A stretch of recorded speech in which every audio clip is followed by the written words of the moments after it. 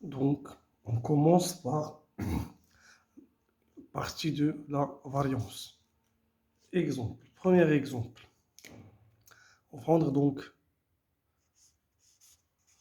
l'azote plus l'hydrogène qui donne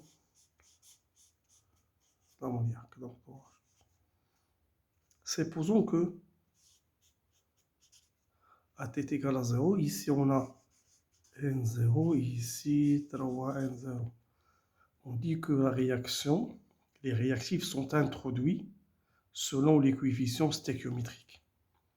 Avec le bilan T, donc c'est N0 moins Xi, 3N0 moins 3Xi, 2Xi. Donc maintenant la variance. La variance c'est N moins K moins R plus A T P moins Phi. Si on calcule la somme du nu gaz, ici, la somme nu gaz est égale 2 moins 3 moins 1. C'est moins 2 et il est différent de 0. Donc le A est égal à 2. Donc le A est égal à 2. Phase.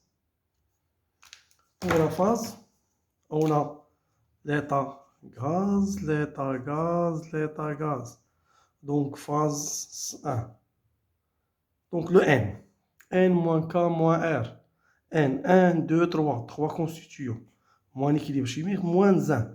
Relation supplémentaire. Pourquoi il y a une relation supplémentaire? Parce qu'ici, on a N0, ici 3N0 moins ici. Ça veut dire la quantité ici est 3 fois la quantité de N2. Et puisque H2 et N2 sont même état physique, donc on a une relation supplémentaire. Finalement, V égale 3, c'est 1, plus 2, 3, moins 2, donc moins 1, c'est 2. Donc 3, 1, plus 2, c'est 3, moins 1, c'est 2, variance. Donc la variance est égale à 2, ça veut dire quoi? Ça veut dire qu'on a besoin seulement de deux paramètres pour déterminer l'état complet du système. On peut prendre T et P, ces deux paramètres. Un autre exemple.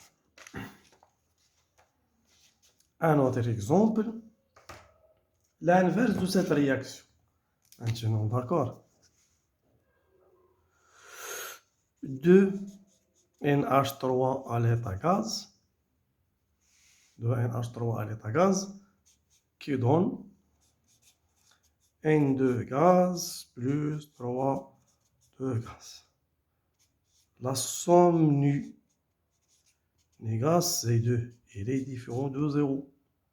Donc, ATP est égal à 2. La variance V. V, c'est N moins K moins R plus ATP moins Phi. N, c'est 3, moins réaction chimique, moins 1, plus 2, moins Phi. Pourquoi? Ici, on a une relation supplémentaire. Ça veut dire lorsqu'on fait N0, ça sera N0 moins 2 Xi, Xi, 3 Xi. Et puisqu'on a le même état physique, donc on a une relation supplémentaire. Phase est égale à 1. Finalement, on va trouver la variance, c'est variance est égale à 3. Donc 3 moins 1 c'est 1. 1 plus 2 c'est 3, moins 1 c'est 2. La même chose, variance est égale à 2. D'accord. Maintenant, si on prend le même exemple,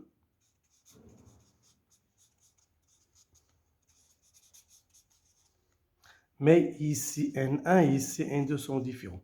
Ça veut dire que les réactifs ne sont pas introduits dans en proportion avec les coefficients stéchiométriques.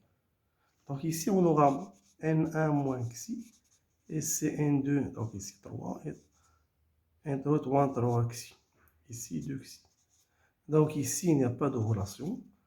Dans ce cas, R est égal à 0, et la variance, ça sera la variance qui est égale à N moins K moins R plus A moins phi, ça sera 1, ça sera 3, 3 moins 1 moins 0 plus 2 moins 1. Donc ça sera égal à 3 moins 2 plus 2, c'est 3. Donc ici, la variance est égale à 3. On passe à autre chose. D'accord. Autre chose. Supposons qu'on a la réaction suivante. Donc C plus O2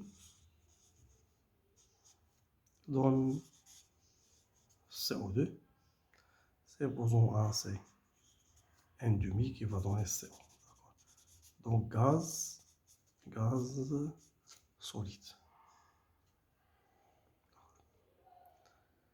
D'accord. Maintenant, on veut étudier, d'accord, donc ici, delta R à 0, elle est négative. D'accord. On veut étudier l'influence, par exemple, de la température sur l'équilibre. D'accord. Donc, loi de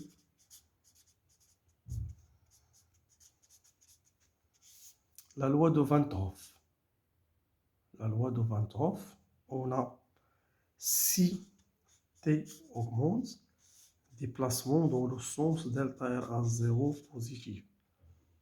Et puisque ici la réaction elle est exothermique, donc lorsque T augmente, on voit la réaction se déplace dans le sens 2. D'accord. Donc si on veut que la réaction se déplace dans le sens 1, on doit travailler à basse température. Influence de la pression, c'est la loi de Le Chatelier. La loi de Le Chatelier, d'accord. Influence de la pression. Donc, la loi dit c'est si P augmente, la réaction se déplace dans le sens du gaz négatif. Ici, la somme du gaz, ici, c'est 1 moins 1 demi. Donc, la somme du gaz, elle est égale à plus 1 demi. Donc, si on travaille à haute pression, la réaction se déplace dans le sens 2. Donc, si on veut que la réaction se déplace dans le sens direct, on doit travailler à basse pression et à basse température. Une autre méthode. Donc, on va laisser donc le même exemple. C plus 1 demi O2 dans CO, ça est à gaz, ça est à gaz, ça est un solide. On veut étudier l'influence maintenant de la pression, mais en utilisant l'affinité. Ça veut dire d'une manière quantitative. On ne va pas utiliser la loi de Le Chatelier. Qu'est-ce qu'on fait? Donc on cherche l'influence de la pression. Qu'est-ce qu'on fait? On calcule d de A. D de A, c'est égal à moins R d de T ln de Q. D de T ln de Q.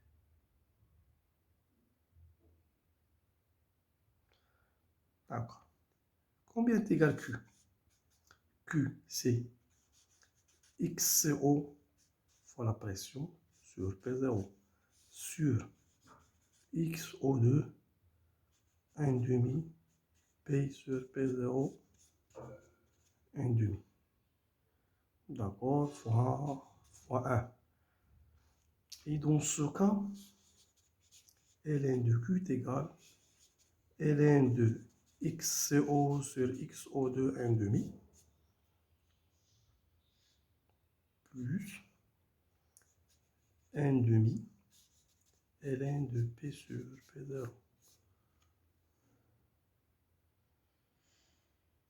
Maintenant, lorsqu'on va dériver d de ln de q, ça c'est une constante parce que nous, on cherche l'influence de la pression. L'influence de la pression, ça veut dire que seul P qui varie. Ça, c'est une constante dérivée égale à 0. Donc, ça sera plus 1 demi d de P sur P. Et dans ce cas, d de A est égal moins RT d de P sur 2P. Et dans ce cas, CP augmente, d de P positif. Et avec ce signe, d de A négatif, donc la réaction se déplace dans le sens 2, comme on a déjà trouvé donc en répondant d'une manière qualitative. D'accord? Donc c'est le sens